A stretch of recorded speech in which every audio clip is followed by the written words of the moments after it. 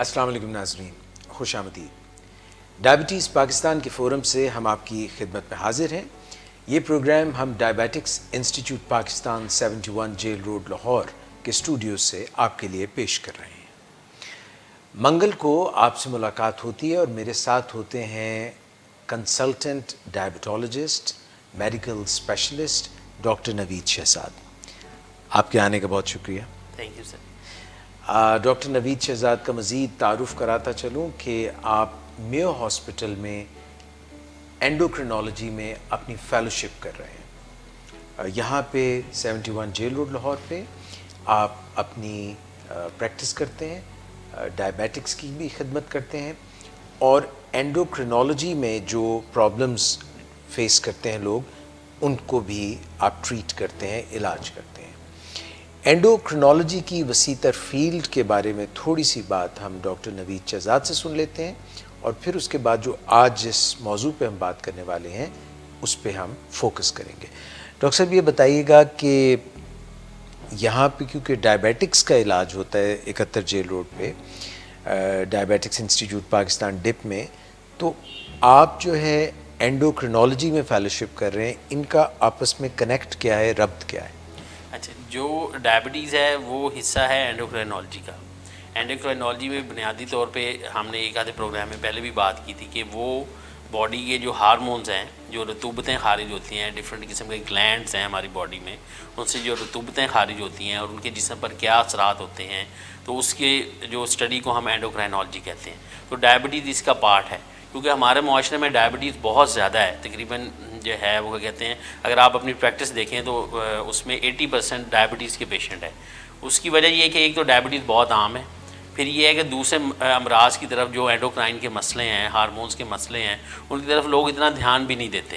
ٹھیک ہے، اس کی دو وجوہات ہیں۔ ایک یہ کہ ایک تو اینڈوکرینالوجسٹ بہت کم ہے ہمارے ملک کے اندر، دوسرا یہ کہ جو کامن جو پریکٹیشنرز ہیں وہ اس کی طرف سوچتے بھی نہیں ہیں، اور مریض بھی شاید بہت ساری اینڈوکرائن کی کیونکہ جو ہارمونز کے مسائل ہیں وہ بہت ساری اور بیماریوں سے بھی ملتے جلتے ہوتے ہیں، تو اس لیے بعض اوقات وہ اوور لک ہوتے ہیں، مطلب ان کی طرف دھیان نہیں دیتا اور لوگ بھی ان کی طرف اتنا انکلائنڈ نہیں ہوتے۔ تو اس لیے جب وہ کسی اینڈوکرائنالوجسٹ یا اس فیلڈ سے ریلیٹڈ بندے کے پاس جاتے ہیں تب اس کی تشخیص ہوتی ہے۔ اس میں بعض اوقات کئی ایسے بیماریاں کہ جن میں کئی سال لوگوں کو لگ جاتے ہیں، کیونکہ ڈائبٹیز کے بارے میں، ذیابیطس کے بارے میں لوگوں کا علم بہت زیادہ ہو گیا ہے۔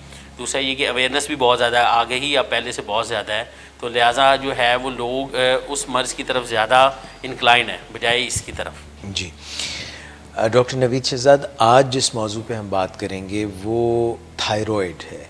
آپ ذرا بتائیں گے کہ تھائرائڈ کیا چیز ہے؟ اچھا، جس طرح باقی جسم میں دوسرے غدود ہیں یا گلینڈز ہیں، ان میں سے ایک گلینڈ ہماری گردن میں ہوتا ہے، ٹھیک ہے، اسے ہم تھائرائڈ کہتے ہیں۔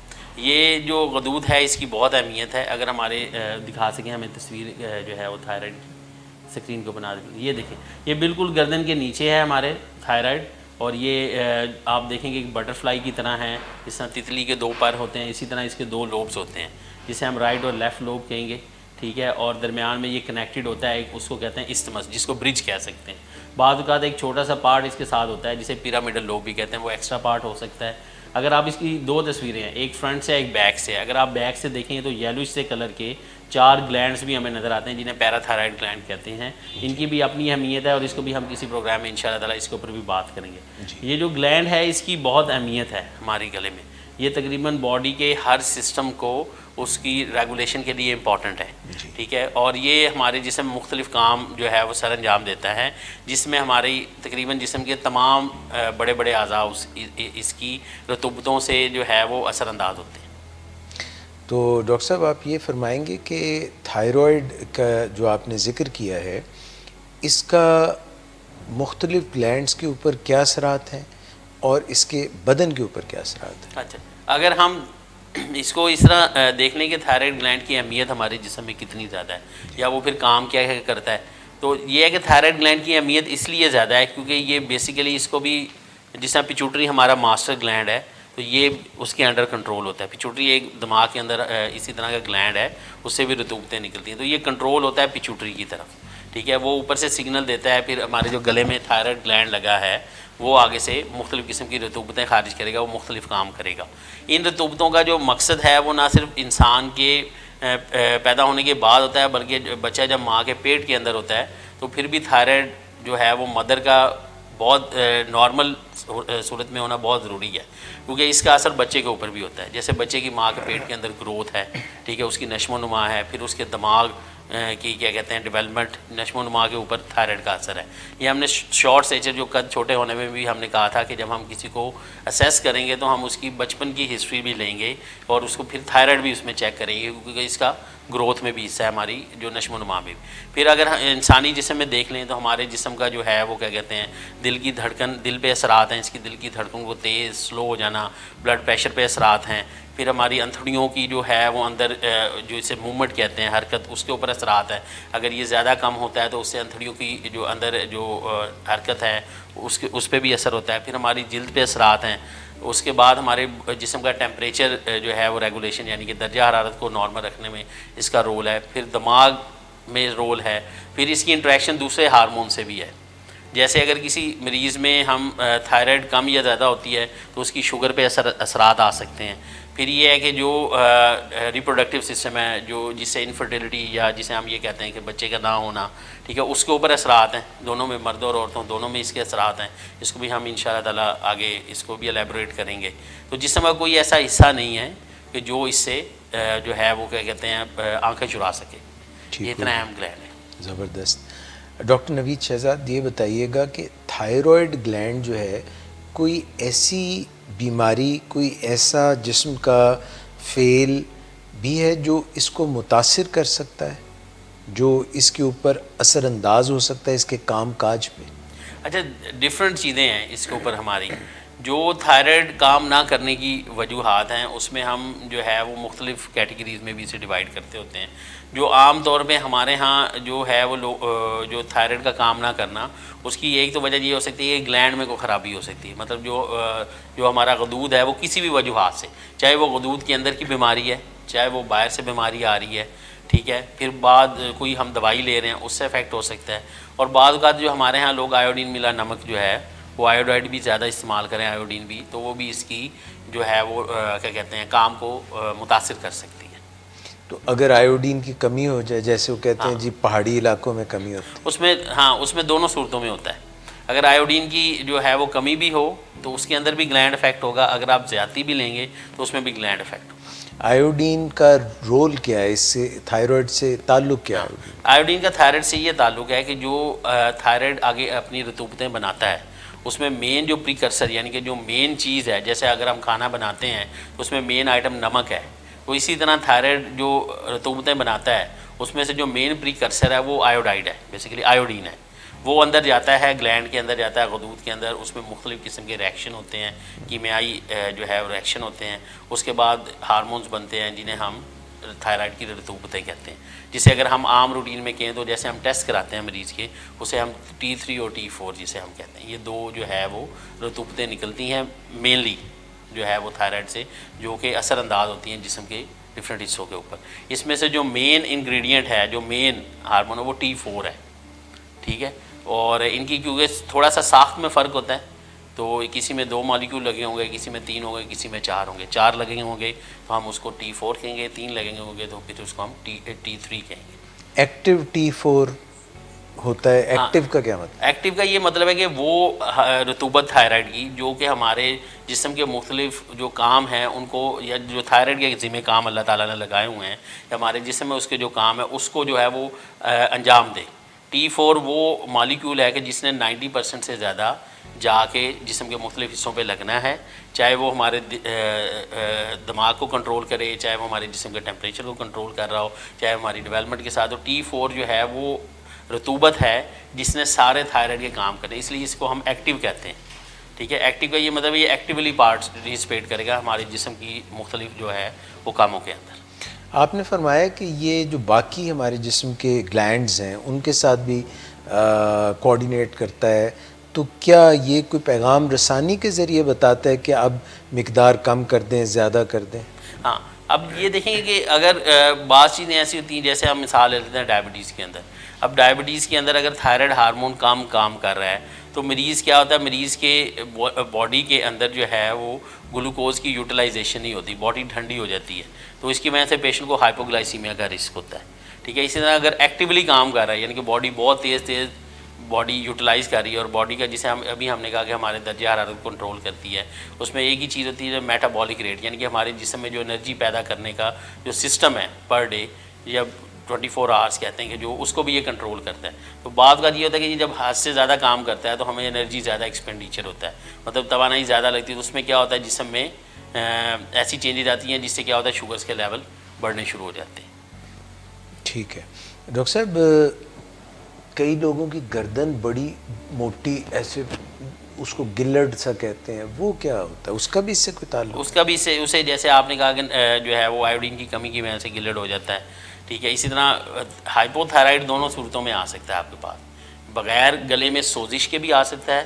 ٹھیک ہے, اور گلے کی سوزش کے ساتھ بھی آ سکتا ہے. اب ہوتا یہ کہ جیسے آپ نے کہا کہ آیوڈین کی اگر کمی ہو جاتی ہے, آیوڈین کی جیسے ہی کمی ہوگی وہ کیا ہوگا, آیوڈین کیونکہ مین پریکرسر ہے, وہ کیا کہے گا, وہ تھائرائڈ گلینڈ کو کہے گا کہ اور ہارمونز بناؤ. وہ اور ہارمونز بنانے کے چکروں میں کیا کرے گا, وہ پھیلتا جائے گا. وہ آیوڈین کی اگر کمی ہو تو وہ اپنا سائز بڑا کر لیتا ہے تاکہ میں زیادہ آیوڈین سمیٹ سکوں. کیونکہ اب باڈی میں تو تھائرائڈ آگے جا نہیں رہا. فرض کریں اگر تھائرائڈ کی کمی ہو گئی ہے تو وہ کیا کرے گا, وہ گلینڈ کو جا کے کہے گا کہ آپ اور بناؤ. جب وہ اور بنائے گا تو وہ پرولیفریٹ کرے گا, وہ بڑا ہوتا جائے گا. ٹھیک ہے, تو یہ جو مسئلہ ہے اس کو آپ میڈیکلی حل کرتے ہیں کہ سرجیکلی؟ اچھا, اس میں ہم پھر دیکھتے ہوتے ہیں تھائرائڈ کا سٹیٹس کیا ہے, مطلب ہمارے جسم میں جو تھائرائڈ ہارمون ہے وہ کس لیول پہ کام کر رہا ہے. اگر وہ کم ہے, ٹھیک ہے, کام کر رہا ہے, تو پہلے ہم آیوڈین جو ہائپو تھائرائڈ ہے جسے ہم کہتے ہیں تھائرائڈ ہارمون کا کم ہو جانا, جسم میں کم کام کرنا, پہلے ہم اس کو ٹھیک کریں گے. پھر ہم دیکھیں گے کہ اگر کسی کو خدا نہ خواستہ کوئی مسئلہ ہو رہا ہے, جیسے اگر گلے میں گلڈ بڑا ہو جائے یا تھائرائڈ گلینڈ بڑا ہو جائے تو وہ بعد کا نیچے کی طرف گردن کی طرف آ جاتا ہے.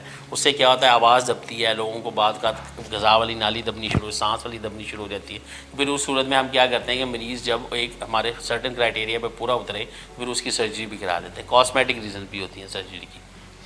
ڈاکٹر صاحب یہ فرمائیے گا کہ کوئی ایسی بیماری بھی ہو سکتی ہے جس میں ہمارا تھائرائڈ گلینڈ جو ہے ہمارا اپنا ہی جسم اس کے خلاف کام کرنا شروع کر دے؟ ہاں, اس میں یہ کہ آٹو ایمیون ڈیزیزز ہوتی ہیں جسے قوت مدافعت میں جو ہے وہ کیا کہتے ہیں ہماری خرابیاں ہو سکتی ہیں, جس کی وجہ سے جو ہے وہ تھائرائڈ گلینڈ اپنے جسم کے خلاف بھی کام کرنا شروع کر سکتے ہیں. بیسیکلی جو ہم اس میں ہے کہ ڈپینڈ کرے گا مریض کے ٹیسٹ کس طرف ہمیں لے کے جا رہے ہیں, اس کے حساب سے پھر وجوہات ہیں. ٹھیک ہے, بعض اوقات کچھ ایسی مطلب جو 90% بیماریاں ہیں جو گلینڈ سے ریلیٹڈ ہوتی ہیں وہ خود قوت مدافعت کے خلاف خرابی ہے. ان میں میجورٹی آف دا جو ہوتی ہے قوت مدافعت ہماری جو ہے وہ ہمارے ہی خلاف گلینڈز کے اوپر اٹیک کر دیتی ہے. وہ جسم میں ایسی تبدیلیاں آتی ہیں کہ وہ یہ سمجھتا ہے کہ یہ ہمارے جسم کا حصہ نہیں ہے. جیسے ڈائبٹیز میں بھی ہم کہتے ہیں کہ یہ بیسیکلی کچھ نہ کچھ قوت مدافعت آٹو ایمیون ایلیمنٹ بھی ہے, جسے ہم کہتے ہیں کہ اپنی ہی امیونٹی, اپنی ہی جو قوت مدافعت ہے وہ جسم کے جو حصے کو ایسے سمجھے کہ یہ جسم کا حصہ نہیں ہے, تو اس پہ اٹیک کرے گا. وہ چیز وہ کیا ہوگی, وہ ٹیشو یا وہ عضو جو ہے وہ کم, اس میں سے جو رطوبتیں نکل رہی وہ کم ہوگی اور جسم پہ اس کے مختلف اثرات آئیں گے. تو ڈائبٹیز میں تو لبلبا جو ہوتا ہے اس کے اندر جہاں سے انسولین بنتی ہے جیسے بیٹا سیلز, ان کے اوپر اٹیک ہو جاتا ہے. تو تھائرائڈ میں کہاں اٹیک ہو جاتا ہے؟ اچھا, تھائرائڈ میں جو ہے وہ تھائرائڈ کے سیلز ہوتے ہیں جنہیں تھائرائڈ فالیکلز کہتے ہیں. یہ ڈفرینٹ قسم کے لوبیولز مطلب چھوٹے چھوٹے پاکٹس میں بنے ہوتے ہیں, ان کے اوپر اٹیک ہوتا ہے, جس کی وجہ سے جو ہے وہ کیا ہوتا ہے کہ تھائرائڈ ہارمون کی سنتھیسس جو ہے جو نکلنا ہوتا ہے اس نے ایکٹیو فارم کے اندر جا کے آگے بننا ہوتا ہے, وہ کم ہوگی. تو اس کی وجہ سے پھر کیا ہوگا, جسم پہ مختلف اثرات آئیں گے ہمارے. اچھا ڈاکٹر صاحب یہ فرمائیے گا کہ یہ جو تھائرائڈ کی بیماری ہے یہ مردوں میں زیادہ ہوتی ہے کہ عورتوں میں؟ ہاں, اس میں جو ہے وہ تقریباً عورتوں میں سب سے زیادہ ہے. عورتوں میں مردوں سے زیادہ بیماری ہے. اگر آپ رف ایسٹیمیٹ لیں, پاکستان کا تو اتنا کوئی ڈیٹا نہیں شائع ہوتا, اگر آپ یو کے میں لیں تو 7.5% فیمیل جو ہیں وہ افیکٹ ہوتی ہیں ہائپو تھائرائڈزم سے. ٹھیک ہے, اور آلموسٹ 2.5 جو ہے وہ % مین ہیں افیکٹڈ ہیں. اور جو اینول انسیڈنٹ ریٹ ہے جسے اوورٹ ہائپو تھائرائڈ بھی کہیں گے, آگے ہم جا کے کام کریں گے, وہ بھی آلموسٹ 1.7% ہے. تو اس کا مطلب کہ یہ بیماری زیادہ تر عورتوں میں ہوتی ہے اور مردوں سے زیادہ ہے. اور اس کا اس کے لوگوں کو ڈائگنوز نہ کرنے کی وجہ یہ بھی ہے کہ جتنی تھائرائڈ کی بیماریاں ہیں، خاص طور پہ جو ہائپو تھائرائڈزم ہے جس میں تھائرائڈ گلینڈ کم کام کرتا ہے، اس کی جو علامتیں ہیں وہ اس طرح کی ہیں کہ وہ دوسری عام بیماریوں سے میچ بھی کرتی ہیں. جیسے ہائپو تھائرائڈزم کے اندر مریض کو یہ ہوتا ہے کہ جسم سلو ہونا شروع ہو جاتا ہے، مریض کو تھکاوٹ ہوتی ہے، وزن بڑھنا شروع ہو جاتا ہے، ٹھیک ہے، نیند زیادہ آتی ہے، جلد کی رنگت تبدیل ہونی شروع ہو جاتی ہے، ٹھیک ہے، جلد موٹی بھی ہو ہاں جاتی موٹی بھی ہو جاتی ہے، آواز پہ بھی آواز بھاری ہونی شروع ہو جاتی ہے، اور جو ہمارا یہ ہے ہاضمے کا نظام، ہاضمے کا نظام بھی خراب ہے، مریض کو کانسٹیپیشن ہونی شروع، قبض ہونی شروع ہو جاتی ہے، ٹھیک ہے، دل کی دھڑکن سلو رہتی ہے، ٹھیک ہے، بہت زیادہ آگے بیماری بڑھتی جائے تو چہرہ بھی بھاری ہونا شروع ہو جاتا ہے. تو ہم یہ دیکھتے ہوتے ہیں کہ بہت سے ایسے مریض ہیں کہ جو ساری عمر شاید وہ سمجھتے ہیں کہ یہ سائیکیٹری کے مسائل ہیں، ٹھیک ہے، ہمارے نفسیات کے مسائل ہیں. تو نفسیات کے ساتھ وہ کیا کہتے ہیں، وہ اینٹی ڈپریسنٹ پہ چلے جاتے ہیں، اس طرح کی دوائیاں لیتے ہیں، جس کی وجہ سے ان کا یہ والا جو مرض ہے وہ بڑھتا جاتا ہے. اور بعض کا یہ ہوتا ہے بندہ ہائپو تھائرائڈزم کم کام جب تھائرائڈ کرتا ہے تو سلو ڈاؤن بھی ہو جاتا ہے، میموری کے بھی ایشوز آتے ہیں. میموری کے بھی ایشوز آتے ہیں، سلو ڈاؤن. ہائپو تھائرائڈزم میں یہ ہوتا ہے کہ ہر چیز جو ہوتی ہے وہ نیچے کی طرف جاتی ہے، ایکسیپٹ فیمیلز کے اندر جو مینسٹرل فلو ہوتا ہے وہ بڑھ جاتا ہے، ٹھیک ہے. تو یہ ایک مطلب عام ڈکٹم ہے کہ اس میں ساری باڈی سسٹم سلو ہو جاتا ہے، آپ سر سے پاؤں تک جتنے سسٹم ہیں وہ سارے سلو ہیں. جیسے اگر بچوں میں ہوگا تو ان کی دماغ کی ڈیولپمنٹ سلو ہو جائے گی، جس کی وجہ سے کیا ہوگا کہ ان کے آئی کیو کے مسائل ہوں گے، ذہانت کے مسائل ہوں گے، بچہ آگے نہیں بڑھ سکتا، قد بڑا نہیں ہوگا، ٹھیک ہے. اور اسی طرح جو ہے وہ کیا کہتے ہیں وزن اس کا بڑھتا جائے گا. بڑوں میں ہوں گے تو میموری کے جو ہے وہ مسائل ہو سکتے ہیں، ٹھیک ہے. پھر یہ کام کرنے کی سائیکی پہ بھی اثرات. ہاں سائیکی پہ تو بہت زیادہ. اس لیے میں نے آپ کو بتایا کہ اس کی جتنی علامتیں ہیں نا وہ سائیکیٹری سائیکالوجی والوں سے ملتی جلتی ہوتی ہیں. تو بہت سارے لوگ جو ہے وہ ایز اے سائیکیٹرک مریض جو ہے وہ ٹریٹ ہو رہے ہوتے ہیں، جس کی وجہ سے جو ہے وہ اس کا ڈائگنوسس یا اس کی تشخیص بہت ڈیلے ہونی شروع ہو جاتی ہے. تو ڈاکٹر صاحب یہ تو تھا اگر تھائرائڈ کم کام کرے ہائپو، تو یہ ہائپر بھی ہو جاتا ہے، تیز بھی ہو جاتا ہے. بالکل تیز ہوگا تو سارے سسٹم تیز ہو جائیں گے، ٹھیک ہے، ایکسیپٹ وہی فیمیل کے اندر جو ماہواری ہے وہ رک جائے گی، ٹھیک ہے. اس میں کیا ہوگا